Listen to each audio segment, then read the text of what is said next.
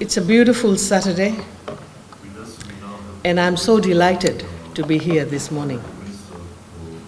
As you know, we are going through our budget discussions at the ministry level, and we are busy preparing everything for the budget and for the parliament, which starts on Monday. Despite that, when I received this invitation yesterday, I just could not say no. Because local government, if you work for local government, is the service you provide to the people. If you want to do good to any individual, that is the place to be.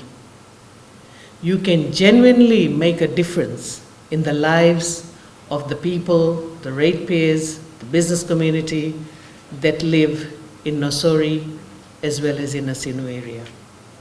Remember, we have 13 municipal council, and the question is, what is that cutting edge that will drive the investors to invest in Nasinu and Nausori?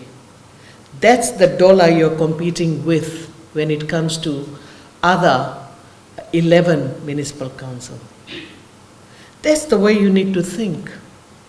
Because when your towns and cities grow, that means you'll be able to collect more rates, and you're going to plow that back into services that the community can enjoy. We have to seriously move away from our very traditional thinking that we have had for years, as if municipal councils are there only to collect garbage, only to clean drains, just go through the development applications and approve, and provide basic services such as market, am I right? Market, or you can say other small services that are attached with it. Now, if you look at how municipal councils operate globally, you'll have a better understanding of how the roles have evolved over years. Ratepayers are not there to pay the rates so that the workers are paid, the staff are paid, the COs are paid, special administrators are paid. That's not why ratepayers pay the rate. They pay the rates because they want service. And we have to provide that service.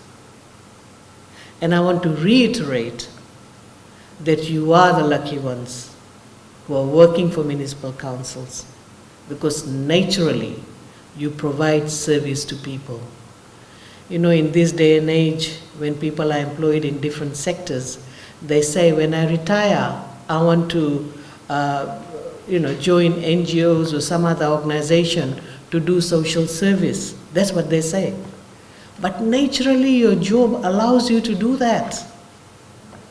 And you should then think how best you can serve the people. And today I want to really thank the special administrators and the CEO for organizing this forum. And also thank each one of you for giving up your Saturday and being here in this room to go through your planning exercise. Getting everyone in the room so that collectively you develop a vision for your town and city is the way forward. Because it's no point just the heads of departments with SAs and COs come together, and then they develop the strategic plan, and then they put it across to each division without your input. Now, this is your opportunity to visualize how and in which direction you want to take your municipal council. And then you can contribute to that. You need to define your brand.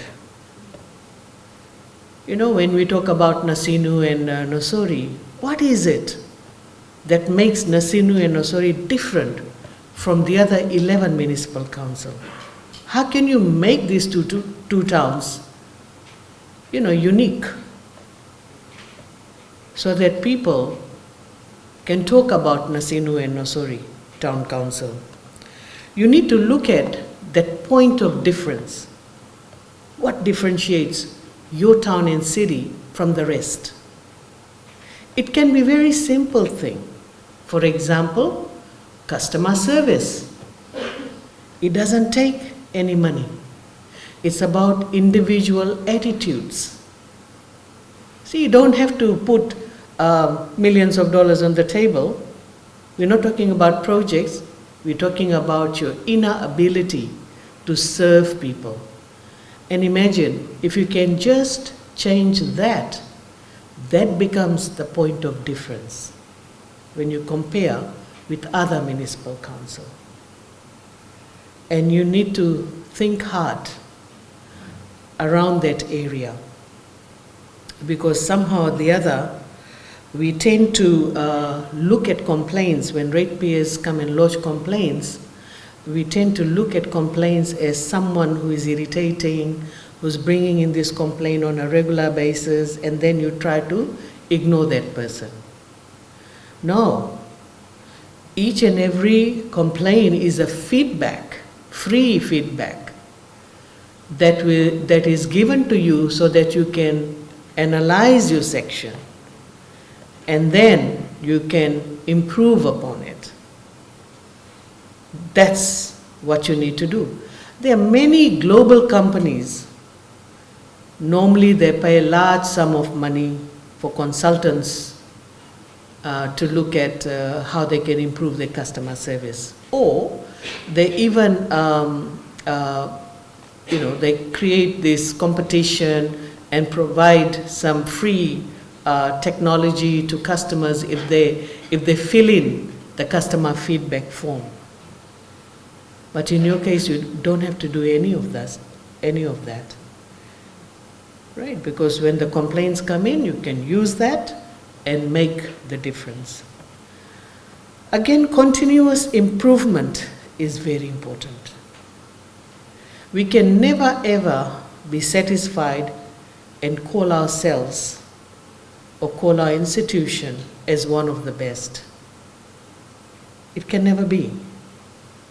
Because as you look at the future, you have to continuously, strive for that. You have to continuously see how the cities and towns are evolving and how we can take that path and do the same. I take this opportunity today to really thank the staff who are seated here, as well as the management team, plus the CEO and the special administrators. I want to share the real story of Nasinu. Not so much about Nasinu. And the real story of Nasinu is, and I recall, in 2019, when I became the minister, 2018-2019, for local government. Obviously around that time, my immediate task was to bring about change in the internal operations. Because I know if you strengthen the core, the staff, the operations, the policies and programs, then obviously you'll start seeing results. Because if you don't have the right team, no matter what you do, you can spend thousands of dollars, but you will not get the right outcome. And it took solid more than 2 years for the CEO and her team, particularly SAs and the CEO, to work around and change the perception of Nasinu, and particularly the way staff were operating. Right? We all know that the corruption at Nasinu was the highest. We have lodged a number of cases at FICAC. We all know that. Right? People went door to door collecting rates, but it was not deposited in the accounts. in the council's account. We know that. And there were many other small corrupt practices that was going on. For example, taking a bribe and then giving a stall, or taking a bribe and allowing people to build roadside stalls. Right, we know that. But over the years, we have seen that these practices have changed. And you all made that commitment not to take bribe and to improve the system. That's why Nasinu is turning out to be one of the best municipalities from that perspective. I also recall that Municipal Council, that is Nasinu Town Council, owed millions of dollars to our creditors. And there were creditors knocking on the door. However, that has changed. I think around $3 million that was owed by Municipal Council, they have cleared $2.5 million. In other words, you owe only $500,000. And gradually you need to pay that off. So you'll become debt-free. Right? So I give credit to the team, because it was only possible. You believed in it, you worked hard, you collected the rates, and then you strategized how the money can be used, and you were able to gradually pay off the debt. So we have come a long way. We have come a long way. And unfortunately, Nasinu Town Council is one of the biggest municipalities, but the rates paid by the ratepayers is one of the lowest, right, as compared to Suva. Suva and Nasinu, basically same population size, but they are charging 2 cents per dollar, and if I'm not mistaken, Nasinu charges half a cent. 0.05 cents per dollar. That's insignificant. But despite that, you have made the difference. You have made the difference. And I want you to put the hands together to thank yourself. This is really a job well done. The collection is small, but you were able to clear the debt. And now you're in a better financial situation. So continuous improvement of council's operation is very, very important. And over the years, we have seen that the CEO and the special administrators, they worked extremely hard by restructuring, redesigning the various sections at Nasinu Town Council. They had also been working around the clock to clear the annual reports that were pending over the years. They are clearing it. A number of annual accounts are with the Auditor General's office, which is really good.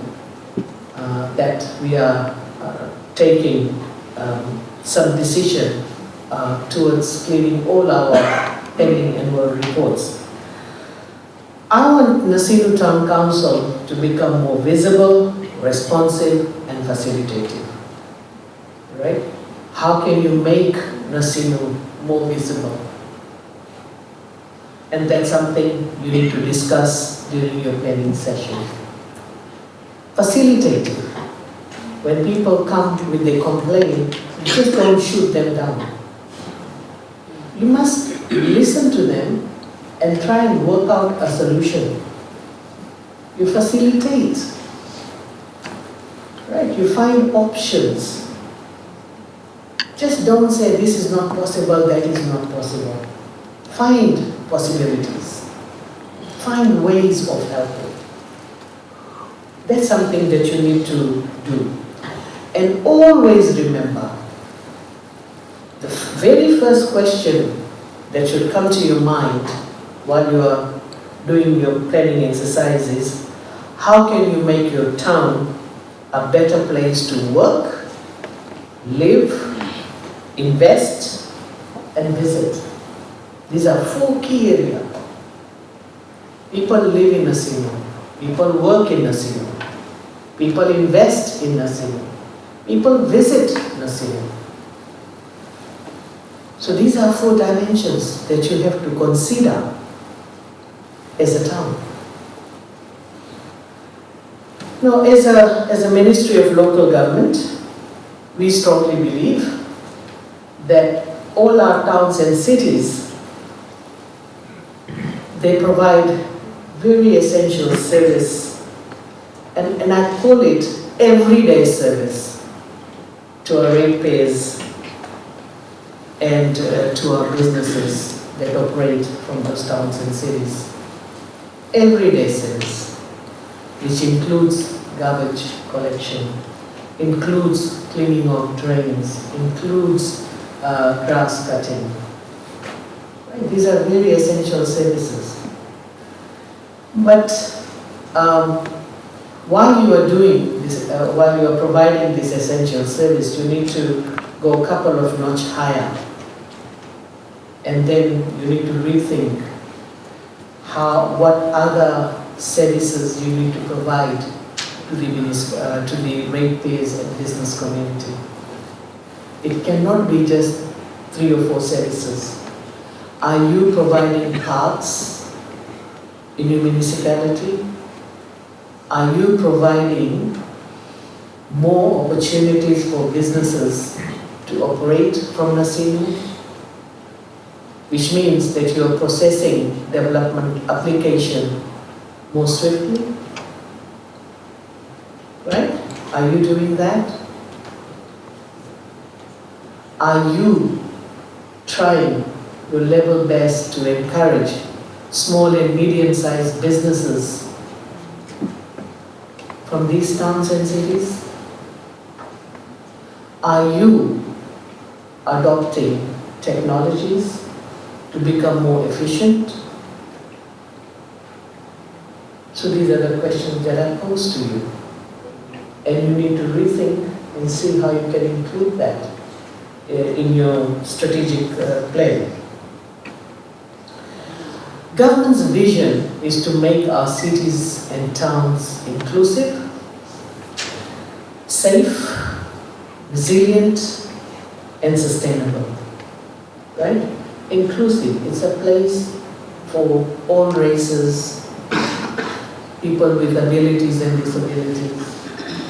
It's a place for men and women, for children, for religious communities, if they want to have some religious activities. Safe. And I know when I use the word safe, I've seen that the special administrators and the CEO with their team, they have been working very, very closely with Fiji Police Force, with the business community in Nausori, and other stakeholders like Nausori Chamber of Commerce, Retailers Association, to make Nausori Town more safe. And that is one of your key area of responsibility. And I would encourage both the municipalities to invest more in investing in the cameras. It's important that you invest in the cameras that can be with the police and that can help in monitoring the towns and cities. This is what the rest of the world is doing. If I tell you that in London, they have 2.2 million cameras. And when you have 2.2, as a city, London City, if you have 2.2 million cameras, it simply means you don't need that many policemen or policewomen patrolling the streets. They can patrol, not really patrol, but they can actually monitor each and every suburb or street from the comfort of the command center. And I'm so grateful that the Fiji Police Force is moving in that direction with the recent establishment of the command center in Basa. So they are moving in that direction. But that does not mean it is only Fiji Police's job. Fiji Police Force should be setting up command center. It's nothing to do with the Municipal Council. No, it has everything to do with the Municipal Council because you have to create a safe city. So it simply means that you need to work with the stakeholders. Right? If you put $1 on the table, they'll be able to put another $1. And collectively, you'll be able to provide enough cameras in towns and cities to make the town or city much more safer for our people. I don't know whether you have ever considered or had a discussion collectively the importance of towns and cities. Often we talk about business community. Businesses, where do they operate from? Towns and cities? So towns and cities are the engine for growth. That's where the businesses are. And that's how important towns and cities are. It should not be just seen that, we're a municipal council, we're providing some of this essential service and our job is done. Your job is never done. The more businesses you attract to your town and city, the more benefits will come to the ratepayers and as well as to the municipality. So you need to look at that towns and cities are engines for economic growth. And for that matter, I'll come back later to something else that I want to discuss, which is development application.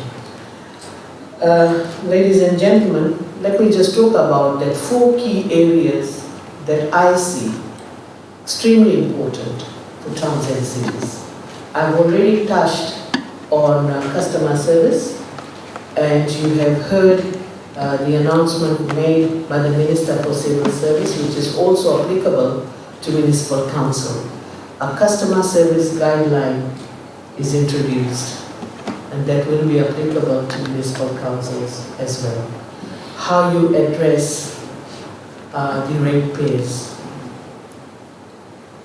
You need to be polite. You need to be respectful. That's what you need to do. I do understand that there are some ratepayers who are very upset, and they can come to the office, they can scream, shout, they can thumb their fist on the table. I know that, I've seen it. But should you react the same way? No. See, that's the point of difference that I was talking about. You don't do that. First, you need to calm that person.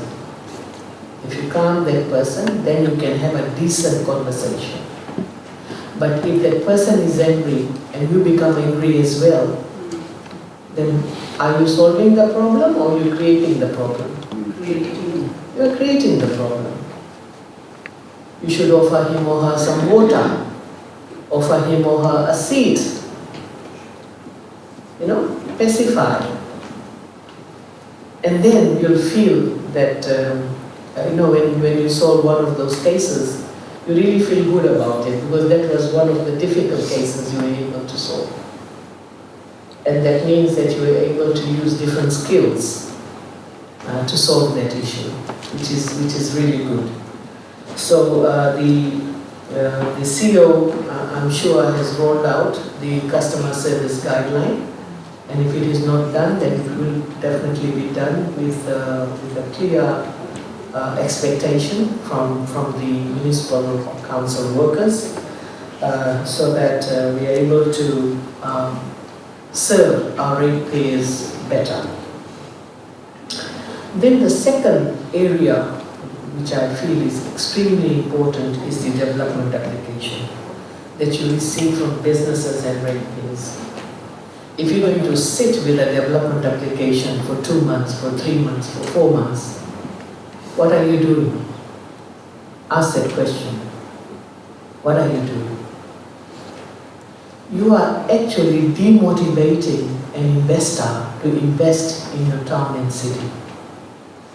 They can take their money elsewhere, but you are competing with other municipal councils. So what should you do?